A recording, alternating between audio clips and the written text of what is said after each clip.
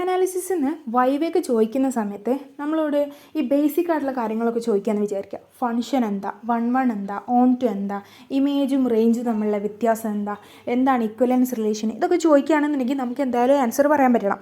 അപ്പോൾ ഫംഗ്ഷൻ എന്ന് പറഞ്ഞാൽ എന്താണെന്ന് ചോദിക്കുകയാണെങ്കിൽ നിങ്ങൾ എന്ത് പറഞ്ഞാൽ മതി, നമ്മൾ 2 സെറ്റ് എടുക്കുന്നു, എ ബി. ഈ എ എന്ന് പറഞ്ഞ സെറ്റിൽ കുറച്ച് എലമെൻറ്റ്സ് ഉണ്ട്, എന്തെങ്കിലും ഒബ്ജക്ട്സ് ആവാം. ഞാൻ അതിലൊരു പോയിൻ്റായിട്ട് ഒരു എലമെൻ്റായിട്ട് എക്സിന് എടുക്കുന്നു. ഈ എലമെൻറ്റ്സുമായിട്ട് ഈ ബി എന്ന് പറഞ്ഞ സെറ്റിലെ എലമെൻറ്റ്സിന് എന്തൊക്കെ ഒരു ബന്ധങ്ങളുണ്ട്. അങ്ങനെയാണെങ്കിൽ അവനെ എനിക്ക് എഫ് ഓഫ് എക്സ് വെച്ചിട്ട് ഡിഫൈൻ ചെയ്യാൻ പറ്റുമെങ്കിൽ ഈ എഫിനെയാണ് നമ്മൾ എന്ത് വിളിക്കുക, ഫംഗ്ഷൻ എന്ന് വിളിക്കുക. ഓക്കെ, ഇനി എന്താ ഡൊമെയിൻ, എന്താ റേഞ്ച് എന്നൊക്കെ ചോദിക്കാം. ഡൊമെയിൻ എന്ന് പറയുന്നത് എന്താ, ഈ നമ്മൾ എ എന്ന് ബിയിലേക്ക് എഫ് ഓഫ് എക്സ് എന്ന് പറഞ്ഞൊരു ഫംഗ്ഷൻ ഡിഫൈൻ ചെയ്യുകയാണെങ്കിൽ ആ എ എന്ന് പറയുന്ന സെറ്റിനെയാണ് നമ്മൾ ഡൊമെയിൻ എന്ന് വിളിക്കുക. ഇനി എന്താ റേഞ്ച് എന്ന് ചോദിച്ചാൽ നിങ്ങൾ എന്ത് പറയും? റേഞ്ച് എന്താണെന്ന് ചോദിച്ചു കഴിഞ്ഞാൽ നമ്മൾ ഓരോ എക്സിനും കറസ്പോണ്ടിങ് ആയിട്ട് നമുക്കൊരു എഫ് ഓഫ് എക്സ് കിട്ടും. ഈ എഫ് ഓഫ് എക്സിൻ്റെ കളക്ഷൻ ഉണ്ടാവുമല്ലോ, അതിനെയാണ് നമ്മൾ ഡൊമെയിൻ എന്ന് വിളിക്കുക. ഇനി ചോദിക്കുകയാണ് റേഞ്ച് എന്ന് വിളിക്കുക. ഇനി ചോദിക്കുകയാണ് എന്ന് ബിയിലേക്ക് ഒരു ഫംഗ്ഷൻ ഡിഫൈൻ ചെയ്തു. അങ്ങനെയാണെങ്കിൽ അവിടെ ഡൊമെയിനും ഉണ്ടാവും, റേഞ്ചും ഉണ്ടാവും, ഇമേജും ഉണ്ടാവും. ഈ റേഞ്ചും ഇമേജും സെയിം ആണോ എന്ന് ചോദിച്ചു കഴിഞ്ഞാൽ നിങ്ങൾ എന്ത് പറയും?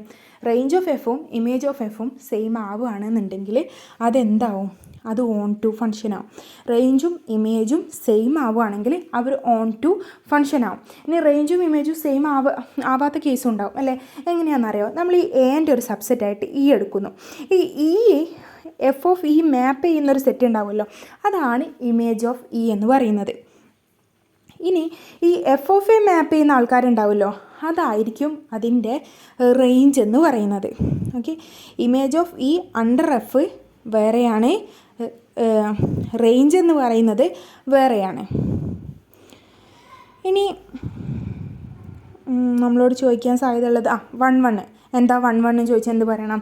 ബിയിലുള്ള ഓരോ എലമെൻറ്റ് വൈനും കറസ്പോണ്ടിങ് ആയിട്ട് നമുക്ക് ഒരു എഫ് ഇൻവേഴ്സ് ഓഫ് വൈ കണ്ടുപിടിക്കാൻ പറ്റും. ആ എഫ് ഇൻവേഴ്സ് ഓഫ് വൈ എന്ന് പറയുന്നത് അറ്റ്മോസ്റ്റ് ഒരു എലമെൻറ്റ് ഉണ്ടാവാൻ പാടുള്ളൂ. അപ്പോൾ നിങ്ങൾ എങ്ങനെയാണ്, നിങ്ങൾ വൺ ആണോ എന്ന് ചെക്ക് ചെയ്യുക. ഒരു ഫംഗ്ഷൻ തന്നു കഴിഞ്ഞാൽ ചോദിച്ചാൽ നിങ്ങൾ എന്ത് പറയും? F of X one not equal to F of X two ആണെന്നുണ്ടെങ്കിൽ X one not equal to X two ആയിരിക്കും. അപ്പോൾ ഒരു ഫംഗ്ഷനൊക്കെ തന്നിട്ട് നമ്മളോട് ചെക്ക് ചെയ്യാൻ പറയാം. ഓക്കെ, അപ്പോൾ അതൊക്കെ ഒന്ന് ജസ്റ്റ് ഒരു എക്സാമ്പിളൊക്കെ നോക്കി വെക്കാം. ഇനി എന്താണ് ഇക്വലൻസ് റിലേഷൻ എന്ന് ചോദിക്കാം. ഇക്വലൻസ് റിലേഷൻ എന്ന് ചോദിച്ചു കഴിഞ്ഞാൽ നിങ്ങൾ എന്താ പറയുക? 2 എലമെൻറ്റ് തമ്മിൽ ഒരു 1 കറസ്പോണ്ടൻസ് ഉണ്ടോ നോക്കുകയാണെന്ന് പറയാം അല്ലേ? അപ്പോൾ അതിൻ്റെ കാർഡിനാലിറ്റി നമ്പർ എങ്ങനെയാണ് ഉണ്ടാവുക എന്ന് ചോദിച്ചാൽ എന്ത് പറയണം? 2 പേരുടെയും കാർഡിനാലിറ്റി നമ്പർ സെയിം ആയിരിക്കും. അപ്പോൾ അത് കണ്ടുപിടിക്കാൻ നിങ്ങൾ എന്താ ചെയ്യുക? അത് റിഫ്ലെക്സീവ് ആണോ, സിമ്മട്രിക് ആണോ, ട്രാൻസിറ്റീവ് ആണോ നോക്കിക്കഴിഞ്ഞാൽ നമുക്ക് പറയാൻ പറ്റും. റിഫ്ലെക്സീവ് എന്താ, സിമ്മട്രിക് എന്താ, ട്രാൻസിറ്റീവ് എന്താ നോക്കി വെക്കുക കേട്ടോ. പിന്നെ നിങ്ങളോട് ചോദിക്കാം, എന്താണ് ഒരു സെറ്റിനെ കൗണ്ട് ചെയ്യാൻ പറ്റുമെന്ന് പറയുന്നതുകൊണ്ട് ഉദ്ദേശിക്കുന്നത്? കൗണ്ടബിളാണ്, ഈ ഒരു സെറ്റ് കൗണ്ടബിളാണ്. ഇപ്പം ചോദിക്കാം നാച്ചുറൽ നമ്പേഴ്സ് കൗണ്ടബിൾ ആണോ ചോദിക്കാം. അങ്ങനെയാണെങ്കിൽ സെറ്റ് ഓഫ് ഇൻഡിജേഴ്സ് കൗണ്ടബിൾ ആണോ? എന്താണ് കൗണ്ടബിൾ സെറ്റ് എന്ന് പറയുന്നതുകൊണ്ട് ഉദ്ദേശിക്കുന്നത്? എന്താ കൗണ്ടബിൾ എന്ന് പറയുന്നത്? കൗണ്ടബിൾ എന്ന് പറയുന്നത് നമ്മൾ ഒരു സെറ്റ് ഓഫ് ഇൻഡിജേഴ്സിനെ നമ്മൾ എടുക്കുക. 1 2 3 4 5 6 അങ്ങനെ സെറ്റ് ഓഫ് പോസിറ്റീവ് ഇൻഡിജേഴ്സിനെ നമ്മൾ എടുക്കുക. ഈ സെറ്റ് ഓഫ് പോസിറ്റീവ് ഇൻഡിജേഴ്സുമായിട്ട് നമ്മുടെ നമ്മുടെ സെറ്റിലുള്ള ആൾക്കാരെ ഒരു 1 കറസ്പോണ്ടൻസ് ഫോം ചെയ്യുന്നുണ്ടെങ്കിൽ, ഒരു ഇക്വലൻസ് റിലേഷൻ ഫോം ചെയ്യുന്നുണ്ടെങ്കിൽ നമ്മൾ അതിനെന്ത് വിളിക്കാം? കൗണ്ട് ചെയ്യാൻ പറ്റുമെന്ന് പറയാൻ പറ്റും അല്ലേ? ഇപ്പോൾ നിങ്ങളോട് ചോദിക്കുകയാണ്, ഒരു കൂട്ടം മെറ്റൽ അവിടെ പുറത്തുണ്ട്, അങ്ങനെ കൂട്ടി വെച്ചിട്ടുണ്ട്, അത് കൗണ്ടബിൾ ആണോ എന്ന് ചോദിക്കുകയാണെങ്കിൽ നിങ്ങൾ എന്ത് പറയണം? അതിനെ നമുക്ക് എന്ത് ചെയ്യാൻ പറ്റും? ഓരോ കല്ലിനെയും എന്ത് ചെയ്യാൻ പറ്റും? ഓരോ നാച്ചുറൽ നമ്പറായിട്ട് നമുക്കൊരു പോസിറ്റീവ് ഇൻറ്റിജറായിട്ട് നമുക്കൊരു 1 കറസ്പോണ്ടൻസ് ഉണ്ടാക്കാൻ പറ്റുന്നുണ്ട് എന്നുണ്ടെങ്കിൽ അതെന്താണ്? കൗണ്ടബിളാണ്. ഓക്കെ, ഇനി എന്താണ് ഇൻഫൈനൈറ്റ്, എന്താണ് ഫൈനൈറ്റ് എന്നൊക്കെ പറയണം അല്ലേ? എന്താ ഫൈനൈറ്റ് എന്ന് പറയുന്നത്? നമ്മൾ ഒരു set of positive integers up to n വരെ എടുക്കുക. അപ്പോൾ 1 2 3 4 5 അല്ലെങ്കിൽ ഒരു n വരെ അങ്ങനെ നമ്മൾ എടുത്തിട്ടുള്ള ഈ സെറ്റുമായിട്ട് നമ്മുടെ സെറ്റിനെ നമുക്കൊരു 1 കറസ്പോണ്ടൻസ് കണ്ടുപിടിക്കാൻ പറ്റുന്നുണ്ടെങ്കിൽ, അല്ലെങ്കിൽ അവിടെ ഒരു ഇക്വലൻസ് റിലേഷൻ കണ്ടുപിടിക്കാൻ പറ്റുന്നുണ്ടെങ്കിൽ ഇതെന്താണ്? ഫൈനൈറ്റ് ആണ്. അങ്ങനെ അല്ലാത്തതൊക്കെ എന്തായിരിക്കും? ഇൻഫൈനൈറ്റ് ആയിരിക്കും. ഇനി നിങ്ങളോട് ചോദിക്കാം, എന്താണ് എന്യൂമറബിൾ സെറ്റ് അല്ലെങ്കിൽ എന്താണ് ഡെന്യൂമറബിൾ സെറ്റ് എന്ന് ചോദിക്കാൻ പറ്റും. കൗണ്ടബിൾ സെറ്റിനെയാണ് നമ്മൾ എന്ത് വിളിക്കുക? എന്യൂമറബിളോ ഡെന്യൂമറബിളോ എന്ന് വിളിക്കാം. അപ്പോൾ കൗണ്ടബിൾ സെറ്റ് എന്താണെന്ന് ചോദിച്ചു കഴിഞ്ഞാൽ പറയാൻ കഴിയുമല്ലോ. ഓക്കെ, ഇനി ഒരു അൺകൗണ്ടബിൾ സെറ്റ് നിങ്ങൾക്ക് തന്നു കഴിഞ്ഞാൽ അത് ഏതെങ്കിലും ഒരു സെറ്റ് തന്നിട്ട് ഇത് കൗണ്ടബിൾ ആണോ എന്ന് ചോദിക്കും. അപ്പോൾ നമുക്കൊരു അൺകൗണ്ടബിൾ സെറ്റാണ് ഒരു എക്സാമ്പിളിന് ചോദിച്ചതെന്ന് വിചാരിക്കും. അപ്പോൾ നിങ്ങളോട് ചോദിക്കും, ഇത് ഫൈനൈറ്റോ കൗണ്ടബിളോ ആവാൻ സാധ്യത ഉണ്ടോ? ഇല്ല, അൺകൗണ്ടബിൾ ആണെങ്കിൽ അത് ഫൈനൈറ്റും അല്ല കൗണ്ടബിളും അല്ല. അങ്ങനെയാണെങ്കിൽ നിങ്ങളോട് ചോദിക്കും എന്താണ് അറ്റ്മോസ്റ്റ് കൗണ്ടബിൾ എന്ന് പറയുന്നത്. അറ്റ്മോസ്റ്റ് കൗണ്ടബിൾ എന്ന് പറയുന്നത് ഫൈനൈറ്റോ കൗണ്ടബിളോ ആയിരിക്കണം.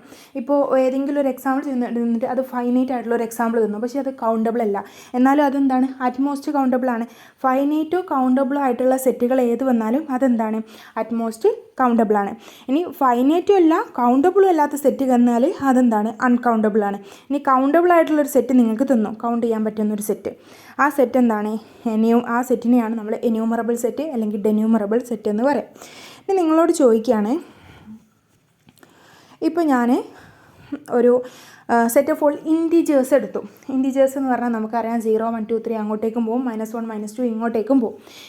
ഈ ഒരു ഇൻറ്റീജേഴ്സ് എന്ന് പറയുന്നത് കൗണ്ടബിൾ ആണോ ചോദിക്കുകയാണെങ്കിൽ നിങ്ങൾ എന്ത് പറയും? അതെ, കൗണ്ടബിൾ ആണ്. കാരണം എങ്ങനെയാണ്, നമ്മൾക്ക് ഈ 0, 1, 2, 3 ഈ ഒരു ഇൻറ്റീജേഴ്സിലുള്ള എലമെൻസിനെ നമുക്ക് നമ്മുടെ പോസിറ്റീവ് ഇൻറ്റീജേഴ്സായിട്ട് ഒരു 1, 1 കറസ്പോണ്ടൻസ് ഉണ്ടാക്കാൻ പറ്റും. എങ്ങനെയാണെന്ന് ചോദിക്കും. അപ്പോൾ നിങ്ങൾ എന്ത് പറയണമെന്നറിയോ? അതാ ഈ ഫംഗ്ഷൻ അങ്ങ് പറഞ്ഞു കൊടുക്കണം. എങ്ങനെയാണ്, n ഈവൺ ആവുന്ന കേസിൽ നമ്മൾ n/2 ചെയ്യാം, n ഓഡ് ആവുന്ന കേസിൽ നമ്മൾ -n-1/2 ചെയ്യാം. ഇങ്ങനെ ചെയ്യുന്ന സമയത്ത് നമുക്ക് എന്ത് കിട്ടും? ഇൻറ്റീജേഴ്സിലുള്ള എലമെൻസിനെയും പോസിറ്റീവ് ഇൻറ്റീജേഴ്സ് തമ്മിലുള്ള എലമെൻസിനെയും തമ്മിൽ ഒരു 1, 1 കറസ്പോണ്ടൻസ് കിട്ടും. ഇത് നിങ്ങൾ ചെയ്ത് നോക്കിക്കഴിഞ്ഞാൽ നന്നായിട്ട് മനസ്സിലാവും കേട്ടോ.